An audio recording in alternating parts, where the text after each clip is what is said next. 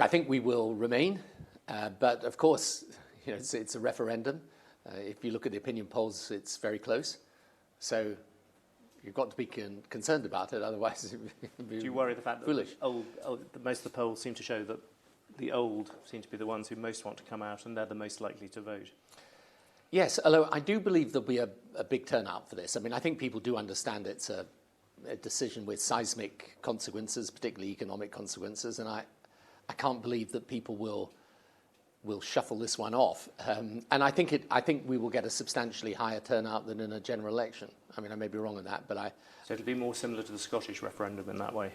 That's what I think, because it's one of these decisions where, you'd have to be pretty small-minded not to understand its importance. So on the assumption people realise that whether you remain or leave has got consequences not just for the country but for you as an individual, I would expect people to come out and vote, and probably because of the nature of it and the simplicity, in a sense, of the decision, I think you'll get a bigger turnout than even a general election. Are you surprised by the fervour of the Brexiters?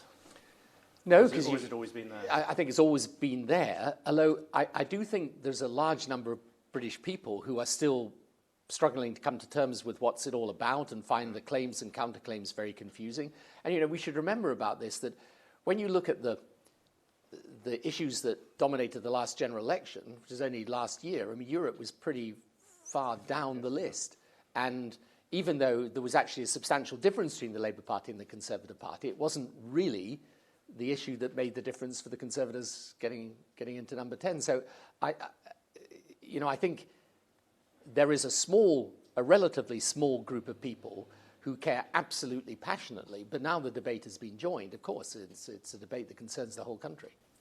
What's your advice to David Cameron? I remember back in 2005, you went on what some people call the masochism strategy, where you went out there and let people, to some extent, attack you or ask you questions. Do you think he's done enough like that? Yeah, no, I think he's fought the campaign you would expect from him and you'd want from him. I mean, there's nothing more he can do as Prime Minister. And he's put himself out there, he's put the arguments out there, and you've got to say he's taken a strong and clear position. And on the other side, Boris Johnson, has he gone too far? Do you think he's someone who would be fit to be Prime Minister? Look, I think whether he's fit or not to be Prime Minister is not dependent on this vote. But I find it, I just find it hard to understand how someone who's been a mayor of London can seriously think it's not going to be economically damaging if Britain leaves the European Union. And, one of the things I find strange is when people say, look, I had to agonise over this decision, I'm not quite sure, but now I've come down on the side of Remain. This is not one of those decisions. This is a decision in which you should only be for Remain, for Leave rather, is if you're absolutely clear. If you're not clear, don't do it. And you're not convinced he is, really? Well, if you look back on some of the things he said in the past, it's indicated that he thinks it would be wrong for Britain to leave the European Union. So now he's, frankly, the most out there campaigner of the Leave campaign.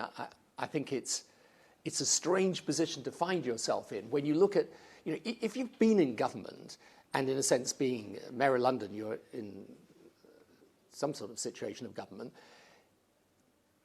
you know how big this decision is with its consequences. I mean, if Britain leaves, the day after, you are going to get the beginnings of what will be a serious economic shock for the country. You literally cannot dispute that, because you will put then on the table your entire relationship with the European Union that's grown over 4 decades of interlocking trade agreements, service agreements. All of that is then got to be renegotiated or scrapped. And given that half our trade is with the European Union, how can you not think you're at least going to suffer several years of economic uncertainty?